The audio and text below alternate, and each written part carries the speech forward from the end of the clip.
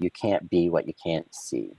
And so it's a matter of publicizing and marketing and getting the word out and letting nurses know you belong at this table. You are part of this conversation and we need you.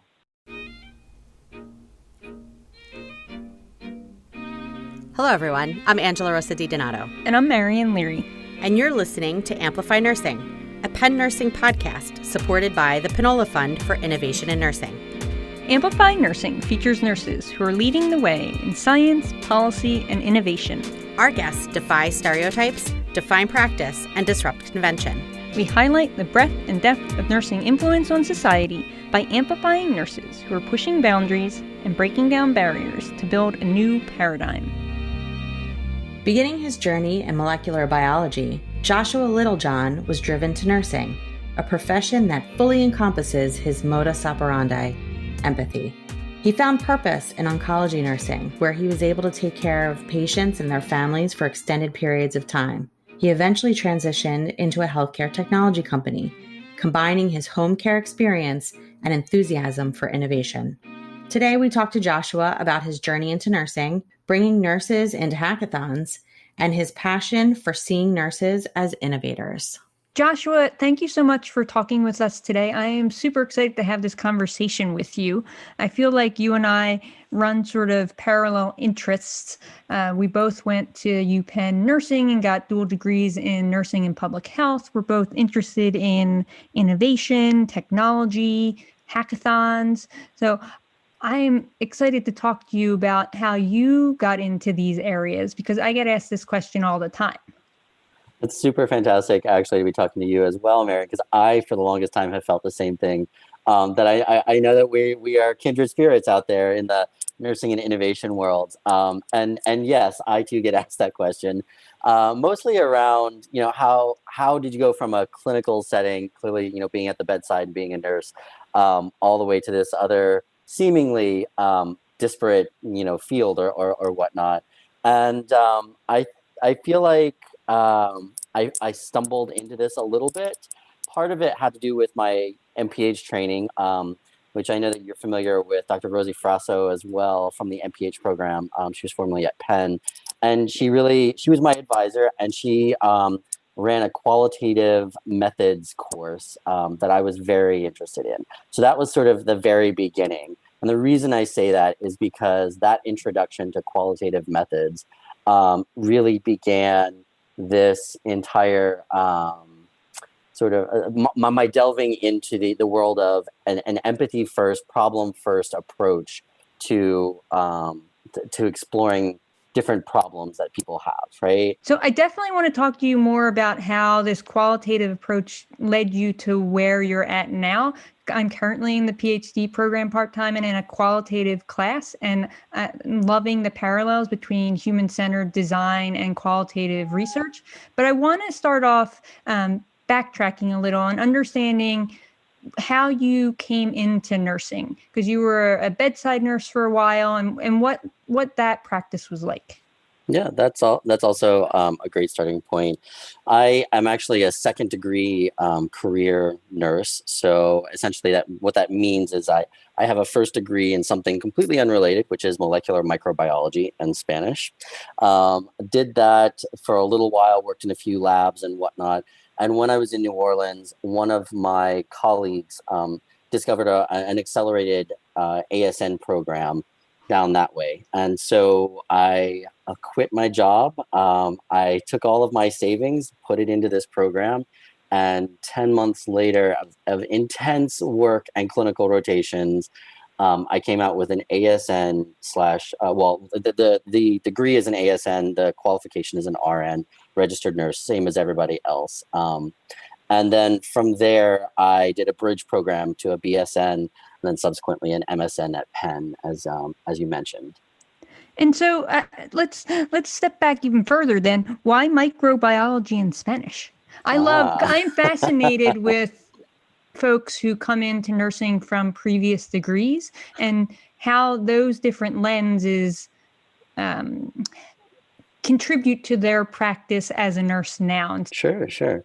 So that's a continuation really of high school. So in high school, actually, my final 2 years of high school were my first 2 years of college. And the reason I say that is because I did an international baccalaureate degree in high school. It's a high school diploma that you come out, but it's an international qualification. And if you play your cards right and you pass all of the exams as well as advanced placement exams, you actually get college credit. So my my choice of degree and minor in undergraduate is really driven by that experience. So I was a biology geek in high school and just sort of continued on with that. I had 8 years of Spanish training prior to undergrad, so I figured I would keep up with that as well. And you know, it's funny because if I had known more about nursing and I had known more about the profession and the opportunities and what exactly it meant, I would have gone into nursing, not medicine. I would have gone in, you know, because I could have been pre-med. I could have gone to medical school, but that really wasn't the path for me. But as I said, if I had known more about nursing, you know, I would have done it sort of, I would have fast forwarded straight to that track. It's actually great that, you know, my microbiology background did sort of dovetail with nursing. As you know, there's a lot of you know, significant components of nursing that aren't just about medication interactions and you know, providing comfort to the patient. There's a lot of technical background to it as well. So the degrees actually worked out very well. They complement each other. And I eventually made it to nursing anyway, so I can't really complain, right? So explain how you first realized that nursing was the degree that you wanted to get into next. Yeah, so I think one of the buzzwords that of this conversation are going to be empathy, and really, it's not just a buzzword for me. It is sort of a modus operandi that has been around for a long time, but I haven't necessarily had a word or you know, a name for this, which sounds a little strange because empathy in itself is not a terribly complex concept, right? But how did I really come to nursing? It's, you know, I started caregiving at 12 years old, right? Through one reason or another, you know, I was put in charge of essentially a gaggle of children, you know, along with my mother, and you know, I was the oldest of the bunch, and so I was herding around children, you know, playtime and everything. But I also had a nephew who was autistic, had medications. He was also epileptic. And so, you know, starting at 12, there's this whole process or part of my life where I'm, you know, looking out for seizures. You know, I can tell you as a 14-year-old what the difference between petite mal and grand mal seizures are, you know, that sort of thing. And I'm looking for signs and symptoms of these things, reporting them to my mother, you know, keeping track of medication time. Oh, it's, you know, about that time in the afternoon. You know, Richard needs his medication, sort of thing. And that just sort of translated into the rest of my life in various other ways. But really, you know, this role, one of a caregiver, but seeing things from other people's perspectives is really something that's been with me for a while. So it was just sort of a natural transition, if that makes any sense. Oh, for sure. You know, we all know that one main component of nursing is really that empathetic approach, and that's why I think it goes really nicely hand in hand with innovation. Mm-hmm. So then you went back, got your nursing degree, and worked clinically for a while. Where did you do your clinical practice? Yeah, sure. So I started out nursing at Tulane University Medical Center. Started out really on the med surg floor, but quickly found that I liked floating around the hospital. So aside from two areas which are very important, the emergency room and the ICU. I am not like an adrenaline junkie. And I don't see that. I don't say that derogatorily. There are plenty of people, nurses, who that is their jam, and that is fantastic. That is just not me. I know that I'm not great under pressure in those environments. My bread and butter is, med surge, bone marrow transplant. I spent the majority of my time at bone marrow transplant, where your patients come in and they're basically with you for 6+ months. Like, they live in the hospital. I've gotten to know not just my patients, but my patients' families, who also tend to stay in the hospital long periods of time. Those areas, outpatient infusion, was really nice to see how a bone marrow transplant patient that you've literally seen for the majority of a year, sometimes even longer than that, eventually make it out of the hospital and start receiving treatments on an outpatient basis. Whole different world. And then eventually, so I'm going to fast forward a little bit. That was where I started things. Came up to Pennsylvania, did my master's degrees, and then went back to the bedside in home care here in Philadelphia. And I think that is really what I've fallen in love with, is home care and care outside the hospital, actually. And so I think that's probably a good segue into what you're doing now with Envoy at Home. Can you talk a little bit about that? Sure, I would love to talk about that. So Envoy at Home is a healthcare startup here in Philadelphia that allows remote caregivers of elderly individuals to manage resources and plan care more efficiently and cost effectively by providing them with this actionable, data-driven insights from home using motion sensors and proprietary algorithms. That's a lot to unpack. So I'm going to take it a little bit at a time, right? We essentially use, again, motion sensors, like the kind that turn on lights in many buildings these days, and proprietary algorithms to take data from a home, not from a patient, that's important, from a home, not a patient, and then translate that into data-driven insights. So behavioral insights that tell us what a patient is doing, when they're doing it, and then using nursing, again, really, this is a nurse-driven company, right? I'm sort of head of product and really driving the analytical piece of this, trying to connect those data insights into clinically relevant information. I can give you an example. So, by monitoring this space, the home, we know that Miss Smith hasn't been out the house. Well, right now, this is not unusual because we're in times of COVID, but under non-COVID times, if Ms. Smith had not left the home in, let's say, 14 days, maybe even less than that, you could say that if she does not use any other forms of electronic communication, that she's at risk for social isolation. And we know that social isolation has many sequelae that are important to elderly individuals. And healthy aging in place, right? So again, somebody who doesn't leave the home is at risk for social isolation. Are they also at risk for greater depression? So weaving in some of that clinical knowledge and looking at the data with a clinical lens, but not just a clinical lens, a nursing lens. So was it the home care aspect that led you to that company, or was it the integration of technology and informatics, or both? It was both of those.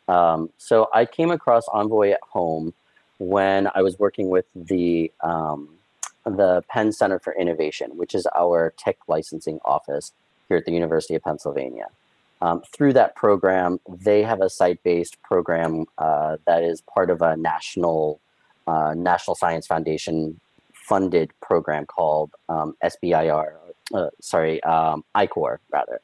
It's called ICOR, and this site-based program invites community companies, they don't have to be affiliated with Penn necessarily, to take place in what is essentially is customer discovery. And answering the question, does your product fundamentally answer a market problem? So, can you identify a customer with a need that your product actually solves in a way that is amenable to that group? And through this program, Envoy at Home, here it was, presented itself, gave a very brief description, and I was like, oh, this is fantastic. It's got home care, it's got tech, it's a startup, so it's in the innovation realm. And from there, I just sort of kept on with it. And I've been with the company over 3 years now. Yeah. Were you looking to get into a healthcare tech startup? Yeah, so I was actually looking to get into the startup slash innovation space. At the time, I was a clinical informatics coordinator with Penn Medicine at Home, which is the sort of umbrella. There's an umbrella organization or agency that contains several other smaller units, both home care and hospice at the University of Pennsylvania Health System. So at that time, I was transitioning that organization to Epic, which is an EHR, Epic Electronic Health Record. And through that work, I sort of, again, became knowledgeable around this new area of nursing, how you could take nursing and really use it with a tech or innovation sort of bent to it. And so that is what led me to this other work with the Penn Center for Innovation and eventually Envoy. We hope you're enjoying this episode, and we'll be back with more in a few minutes after this quick break. Hi, this is Dr. Nurse Dan, host of the Handoff Podcast. I'm an author, provocateur, and head of clinical innovation at Trusted Health. Each week, I speak with guests from every corner of the nursing industry, from the bedside to academia to policy, nonprofit, and more, all with one simple goal: to uncover the insights that will help nurses and nurse leaders do their jobs better, whether it's at the bedside, managing a unit, or an entire health system. The Handoff is in its second season, and in recent episodes, we've covered everything from addressing bullying and incivility in nursing to building units that are safe for nurses of color to the impact that COVID-19 has had on simulation. It has never been a more exciting or a more challenging time to be a nurse, and I hope you'll join us to listen to these important conversations. You can find us at trustedhealth.com/the-handoff-podcast on Apple Podcasts or wherever you listen to your podcasts. Was that something you were thinking about as you were thinking about your second career in nursing? Because I get asked all the time, and I get comments all the time from both nursing students and clinicians that they had no idea they could do anything other than bedside nursing with a nursing degree. And so part of the point of this podcast is to really amplify what else nurses are doing out in the world. And so I find it really fascinating that, this is where you've ended up. I think that's a very pertinent question. And the answer is no. I had no idea when I signed up for that 10-month accelerated intense nursing course to get my initial RN license, the thing I was going for was bedside nursing. And that's all that was presented to me. I mean, of course, my instructor said, oh, well, you can go on, you can get a master's, you can get a PhD, you can be a DNP. But it was always, the highest level of practice is, nurse practitioner. That's what you should be aiming for. Patient care, all the way. There was nothing really around research or technology or innovation. And at this point, I really want to read quote, one of my favorite quotes. It's by Marian Wright Edelman, who is a child advocate. And, she said, you can't be what you can't see. And in that context, she was talking about children and really representation around careers and what you eventually aspire to be. But I feel like that quote really holds true regardless of age or background. Like, you can't be what you can't see. And I certainly know that, like I said, when I went into nursing, bedside care was what I was in it for. It wasn't until later that I actually literally stumbled into this other area of nursing. So let's pivot a little, because you're involved with a number of great organizations and groups, one of which is the MIT Hacking, and you guys just had MIT Hacking Racism. I'd love to hear about that experience, both with the MIT hacks and specifically the MIT Hacking Racism. And maybe for those who might not know what a hackathon is, if you could explain that as well. Sure, I would love to do that. So the organization, there's sort of a parent organization at MIT. It's MIT Hacking Medicine. This is a perennial, ongoing organization that's led by a number of MIT innovation ecosystem players. So it's not just students, it's professionals, it's doctors and tenured professors and other individuals from, again, across the ecosystem. And they usually have sort of a yearly event, MIT Grand Hack, which they did actually put on just recently. And the reason they were able to is because when COVID sort of hit, things, of course, went under, like they stopped all activities. You couldn't, gather in groups and whatnot. And traditionally, a hackathon is sort of a time-limited design sprint where people come together from all different backgrounds. We're not talking about just coders or just engineers or just any one group. The idea is to bring together a wide variety of disciplines so that we can come at a common problem from different angles. The thought is that it's sort of like hybrid vigor. The more diverse your pool of thought, the better your solution will be. So hackathons are these time-limited design sprints where you start out with a problem, and over the course of maybe 48 hours, some are a little shorter, some are a little longer, you come up with a problem pitch and then a solution to that problem. The MIT events are a little different, particularly the ones that I've been involved with because of COVID. So COVID came along, stopped all in-person events, and there is still clearly a need, particularly around COVID-19. So as the pandemic progressed, this group sort of had a spin-off group called the MIT COVID-19 Challenge, sourced many of the same players from this ecosystem and stood up virtual events. So these are massively online virtual hackathons that have typically attracted somewhere between 11 and 1,500 participants. And that's just participants. The applicants, we usually get between 2,000 and 3,000 applicants, right? So we've leveraged technology, all the same tools that we're currently using to remotely meet and work, during times of COVID. We've taken those tools, we've repurposed them for a hackathon sort of framework.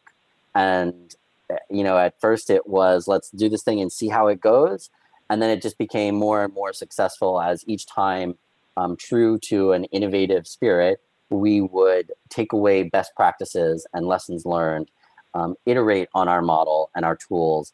And since the initial event, which was Beat the Pandemic in April, we've had Beat the Pandemic 1, there was a Datathon, Africa, so we did an event in Africa, Latin America, Beat the Pandemic 2, we did one in India, and I believe there was another one with an associate group through Lebanon. So that is 7 MIT COVID-19 related hackathons. And there's another one coming up. And the fantastic thing is that, again, each has morphed into slightly different topics and problem tracks as the pandemic itself has changed. And then the most recent one was the one on racism. Can you talk a little bit about that and what solutions came out of that? Sure. So the same group of players from this innovation ecosystem, as we were putting together and putting on these COVID-related hackathons, of course, the national and international conversation really shifted towards racial justice and issues of equity. And we said, why aren't we addressing this, right? We have a framework to come up with solutions that could be potentially game changing. And we approached several other stakeholders, in particular, Angel Rich through Black Tech Matters, who then connected us with other sources. We made a real focus around connecting with HBCUs and other players who had been in this space for a longer period of time. We certainly didn't want to come in and say, hey, we're the new kids on the block, but we know everything and we're going to sort this thing out. Like, that was not at all our intention. And so we were very purposeful and intentional around who we invited to the table, the kinds of conversations we had, and the way that we structured our event. We changed sort of our approach from COVID to the Hacking Racism Hackathon. You mentioned some of the topics and some of the solutions. We ran the gamut as far as, public health, population health, individual, financial and education, well-being, intersectionality, really with the idea that, we don't just have Black people. We don't have, it's like you have multiple identities. Are you, a woman? Are you LGBTQ? Like, what are you differently abled? Like, what are all of the areas that people's identities intersect, and how does race affect all of that when you throw it in there? So, again, the teams came up with many different ideas in various areas. I know that in the intersectionality track, for instance, there was a group of high schoolers who, fantastic shout out to them. They were one of the winners. They came up with the idea of developing a program where youth would be used to put together, to package and present trainings to residents and other medical professionals around diversity and issues of intersectionality, so that you could come at it from an intergenerational perspective, not just intersectional, but intergenerational, and really prepare the next generation of medical professionals and nursing professionals from a different perspective, something other than what they would usually get. And are you seeing many nurses participating in these hackathons? Yeah, so I've made a concerted effort as I've been involved in the organization of these events to really bring in nurses at all levels. So whether that is at the judge, the mentor, or the participant level, I've really made an effort to bring in all of these fantastic nursing colleagues into the various areas. And the answer is yes. However, the caveat to that is, again, I'm going to go back to this Marian Wright Edelman quote: "You can't be what you can't see." And so it's a matter of publicizing and marketing and getting the word out, and letting nurses know you belong at this table. You are part of this conversation, and we need you, So again, the marketing and the upfront work is what's going to get us there.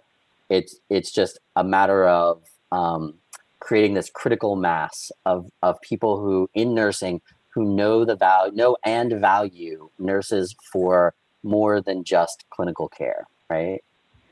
And how do you think we do that? How do you think we get the word out to nursing clinicians who are at the bedside, who are out in the community, who are seeing all these problems, but may not have any idea what a hackathon is, or may not even realize they belong at hackathons? I mean, I am sure you hear this too.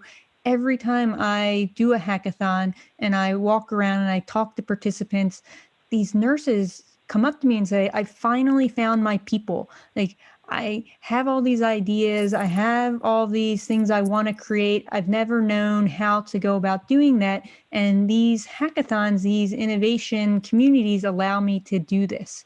And I feel like once we can get them there, they're there for life. But it's getting clinicians there and making them aware that these things are occurring and that they belong there, that I feel like it's a uphill battle sometimes.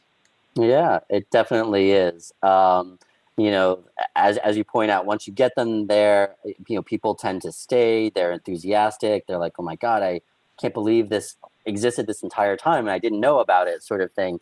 How do we get people to recognize that they should be at the table? I think that is a combination of things. One, we can start way upstream.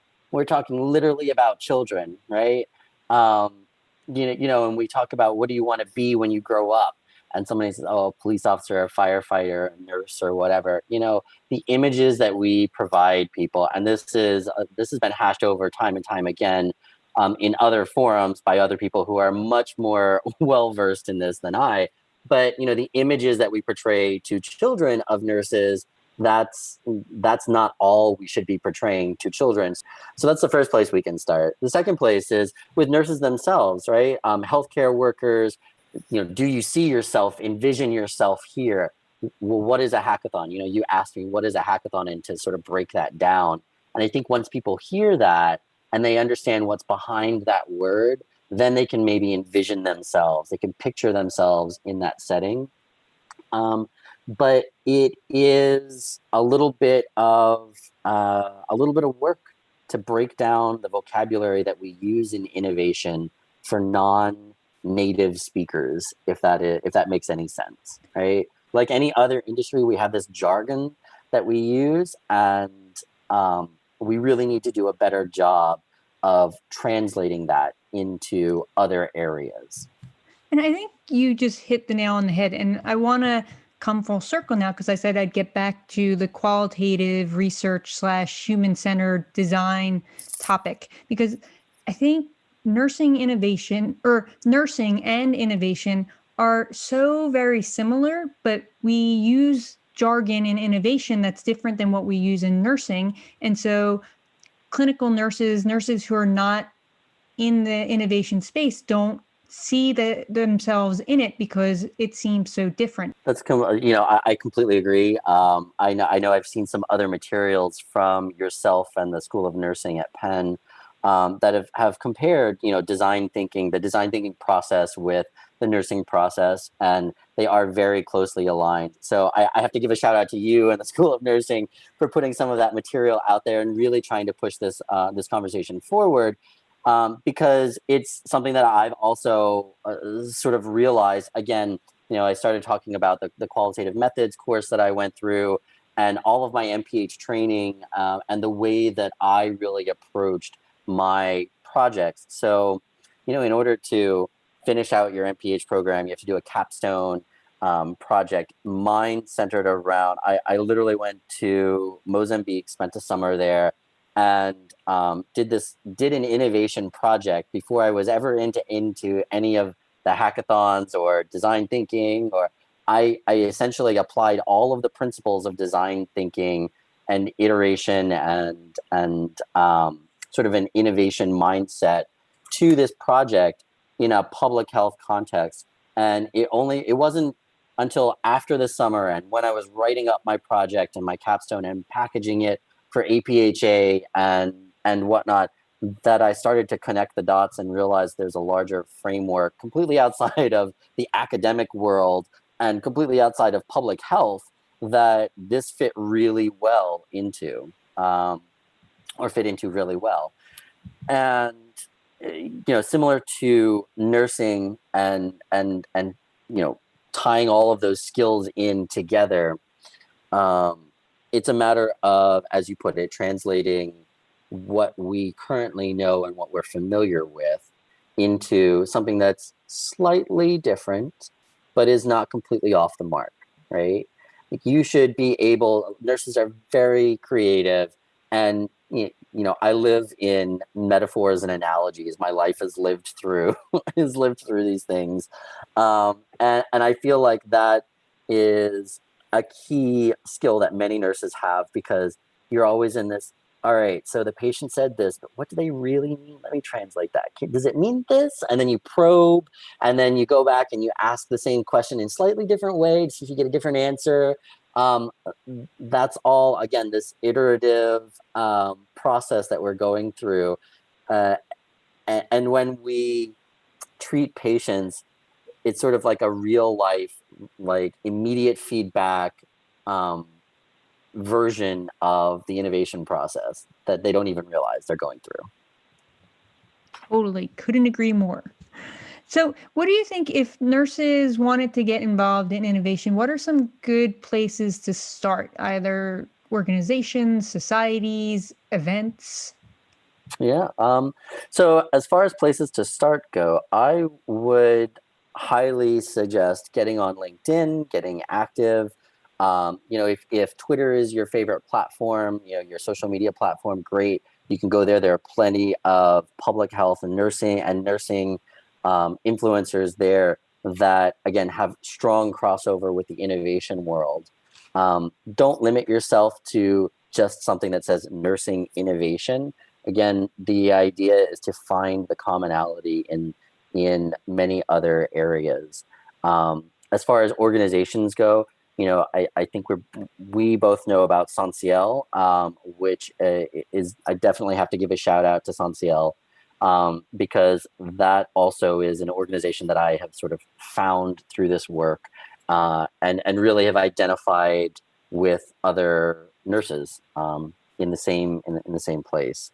There's Sanciel, there's the Society for Healthcare Innovation, also sort of out of the University of Pennsylvania and associated with that. Aging 2.0. So Aging 2.0 isn't specifically around nurses and innovation, but again, going with the idea that you will find those with whom you have something in common if you start to look for these innovation networks, right? And Aging 2.0 is an innovation network that really centers around healthy aging, as a whole, from an ecosystem perspective. And it's not just for old people, it is for all ages. This is an intergenerational organization that is really looking to address problems from various lenses. And then hackathons. If you Google hackathon or virtual hackathon, since we're in times of COVID, I can guarantee you will find an event that will fit your liking and interests. If you are more on the technical side, you will find something for yourself. If you are more on the clinical side, you are also there. In fact, you will probably be a rock star if you find a hackathon and join under the auspices of clinician, because there are not very many of them. And again, as I said, I've tried really hard to increase those numbers, but it's going to take more than a few people. It takes all of us, really. Yeah, that's a great point, and something I think that needs to be said more and more. Though I am actively involved with nurse hackathons, so we always have a lot of nurses.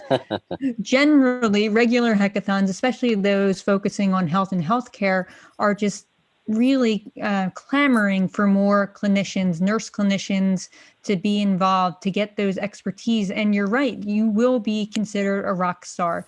I hear it from my engineering and design colleagues all the time. They have these ideas, they have these solutions, but they don't have the clinical knowledge and expertise to be able to put them into practice. And so they are always looking for nurses to partner who have these interests as well. So I think that's a really important point to reiterate. Well, Josh, this was a really great conversation. I really appreciate you talking with me today about your path to nursing, your interest in technology and innovation, and all of the cool things that you're involved in. Thank you so much. I really appreciate the opportunity. And I'm always out here. If anybody wants to reach out, find me on LinkedIn. Like I said, that is a great place to start your innovation journey. Certainly reach out. I'm happy to connect. Just mention Amplify Nursing, and we'll take it from there. Hello, Marion. Hello, Angela. How's it going? It's amazing. How are you? I'm great. So you just had a fantastic conversation with Joshua Littlejohn. I did. It was like I was talking to myself. It's so weird. It's like that Spider-Man pointing at you, pointing at me. That's really cool. Yeah, I loved, being able to talk to somebody who sees similarly the potential for nurses as innovators and is as encouraging as I am, hopefully, in getting nurses involved in hackathons as well. Yeah, it's always nice to find a kindred spirit. You know what I really liked? I found I always enjoy when I see nurses who have this really, really diverse and rich experience that move into places where they're making decisions and doing really, really neat things. Yeah, for sure. His background is fascinating, right? Like molecular biology and Spanish, and then going into nursing separately from that. It was just really interesting to hear his story and see the work that he was doing, starting out as a bedside nurse and then moving into home care and then getting involved in technology and healthcare startups. Really, it just shows the potential for having nursing as a second degree and how you can bring different experiences and backgrounds into this profession.